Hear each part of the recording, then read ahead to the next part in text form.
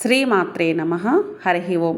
దొంగలించబడిన లేదా పోయిన వస్తువు కనపడాలి అనుకున్నవారు కార్తవీర్యార్జునుడిని ఆరాధించడం వలన అతి శీఘ్రంగా కనిపించకుండా పోయిన వస్తువు కనపడము, దొంగలించిన వస్తువు దొరకడము జరుగుతుంది.